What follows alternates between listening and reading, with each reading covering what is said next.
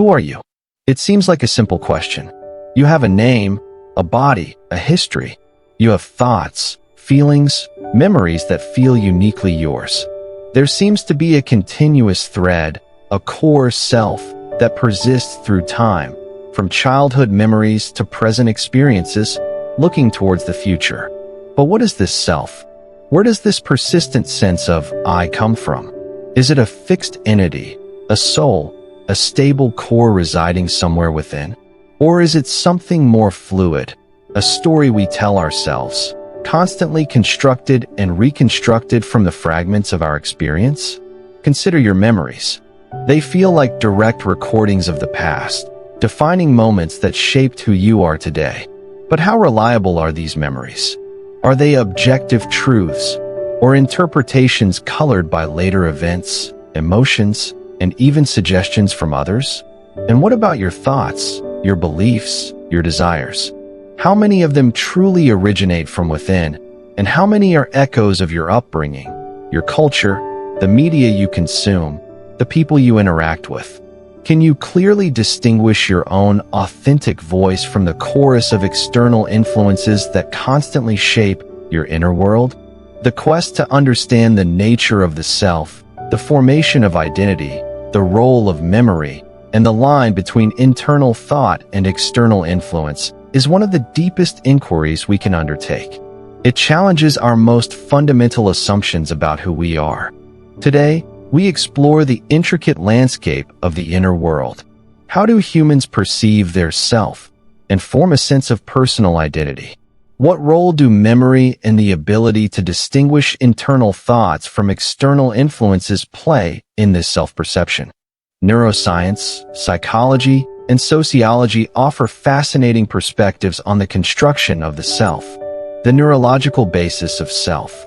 Default mode network, DMN brain imaging studies show specific networks, particularly the DMN, are active during self-referential thought, mind-wandering, remembering the past, and imagining the future. This suggests a neural basis for our ongoing internal narrative.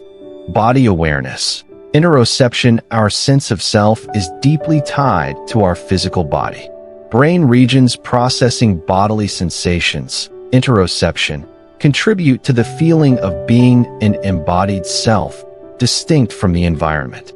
Damage to these areas can alter self-perception. No single self-center. Despite these correlations, neuroscience hasn't found a single, localized center in the brain where the self resides. Instead, self-awareness seems to emerge from the complex interaction of multiple brain regions and networks. Psychological perspectives on identity. Narrative identity. Psychologists like Dan McAdam propose that we construct our identity through the stories we tell about our lives. We weave together significant memories and experiences into a coherent personal narrative that explains who we are, where we came from, and where we are going. This story gives life meaning and continuity. Memory as reconstruction. Research by Elizabeth Loftus and others shows memory is not a perfect recording, but a reconstructive process. Memories can be distorted, influenced by suggestion, or even entirely fabricated, false memories. This implies our narrative identity is built on potentially unreliable foundations. Schema and self-concept. We develop mental frameworks or schemas about ourselves based on past experiences, social feedback, and cultural norms. These self-schemas filter how we perceive information and influence our behavior, often operating automatically. The looking-glass self. Cooley sociologist Charles Horton Cooley suggested our sense of self is largely derived from how we imagine others perceive us. We imagine our appearance to others, imagine their judgment of that appearance, and experience feelings, pride, shame, based on that imagined judgment. Social identity theory. Tajfel and Turner. We derive part of our identity from the groups we belong to, family, nationality, profession, fandoms. Identifying with a group enhances self-esteem and creates a sense of belonging, but can also lead to in-group favoritism and out-group prejudice. Cultural variations. The very concept of self varies across cultures. Western cultures often emphasize an independent, autonomous self, while many Eastern cultures emphasize an interdependent self, defined more by relationships and social roles. Internalizing external voices. Through socialization, we internalize the voices, values, and expectations of parents, peers, and society. Distinguishing these internalized voices from one's own authentic thoughts and feelings can be a lifelong challenge. Science suggests the self is not a fixed entity, but an emergent, dynamic process, profoundly shaped by our biology, our personal narratives, built on malleable memories, and the constant interplay with our social and cultural environment. Buddhism offers a radical perspective on the nature of self, directly addressing the core questions of identity and perception. The doctrine of no self, anatman/anatta. The cornerstone of Buddhist thought on identity is anatman, Sanskrit, or anatta, Pali. The doctrine of no self or not self.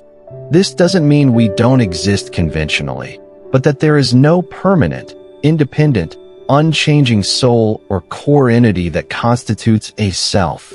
Instead, what we call the self is understood as a temporary aggregation of 5 interdependent, constantly changing components: skandhas, form, body, feeling, sensations, perception, mental formations, thoughts, volitions, and consciousness. None of these components, individually or collectively, constitute a permanent self. The illusion of continuity and memory. Our sense of a continuous self arises largely from the continuity of memory and the stream of consciousness. However, Buddhism points out that memories are just mental formations arising and passing away, and consciousness itself is a flickering, dependent process, not a stable entity. The feeling of a persistent I is seen as a conceptual construct, a useful convention for navigating the world, but ultimately an illusion when examined closely. Suffering, dukkha, and clinging to self. The root cause of suffering, dukkha, according to Buddhism, is clinging, upadana, particularly clinging to the illusion of a permanent self. We suffer because we grasp onto this constructed I, fearing its dissolution, death, defending its boundaries, ego, and seeking to satisfy its endless desires. Identifying with thoughts, feelings, or the body as me or mine leads to anxiety, pride, jealousy, and conflict. Mindfulness and discerning influences. Buddhist practice, particularly mindfulness, sati, cultivates the ability to observe the arising and passing of thoughts, feelings, and sensations without automatically identifying with them. This creates space to discern which mental states are conditioned responses, internalized external voices, or habitual patterns, versus those aligned with deeper wisdom and compassion. Through mindful awareness, one can begin to see thoughts as thoughts, feelings as feelings, influences as influences, rather than taking them as the absolute truth of who one is. Dependent origination, pratitya samutpada, and the constructed self. The principle of dependent origination explains how all phenomena, including the sense of self, arise interdependently based on causes and conditions. The self is not self-existing but arises dependent on the body, senses, contact, feeling, craving, external environment, social conditioning, etc. It's a process, not a thing. Understanding this interdependence undermines the notion of a separate, independent self and highlights how deeply interconnected we are with the world and others. The Buddhist perspective invites a radical shift, from identifying with the constructed self to observing the process of its construction with wisdom and non-attachment. Let's explore this through practice. Observing the I. Sit quietly for a few moments. Notice thoughts arising that contain the word I, or me, or mine. E.g., I need to, I feel, that's my idea, Instead of automatically believing that I is a solid entity, simply observe the thought itself. Where does the feeling of I seem to be located? Is it constant or does it flicker? Can you find a core I separate from the thoughts, feelings, and body sensations? Tracing influences.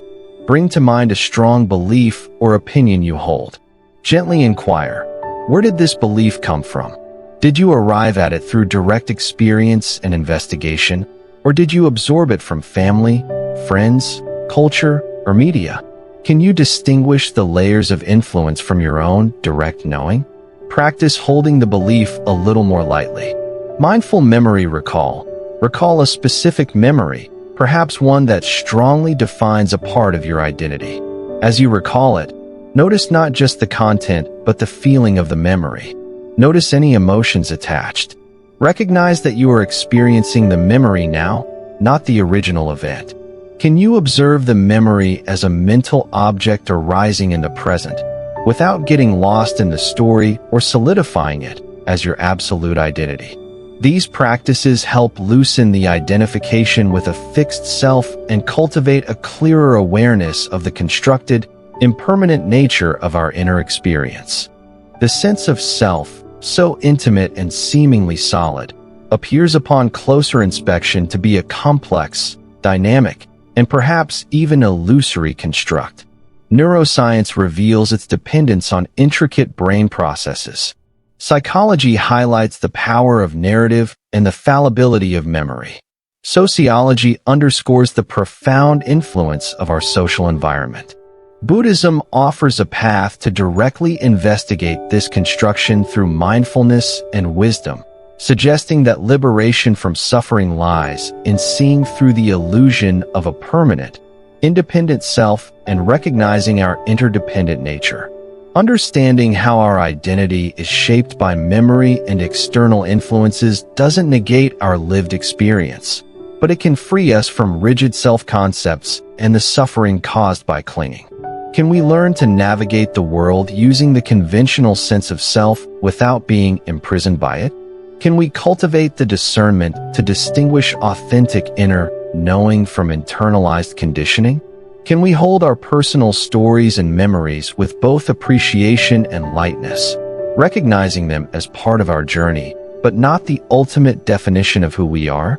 The exploration of the self is not about finding a definitive answer, but about deepening the inquiry, cultivating awareness, and living with greater wisdom and freedom. What aspect of self-perception resonates most with your experience? How do you navigate the line between your own thoughts and external influences?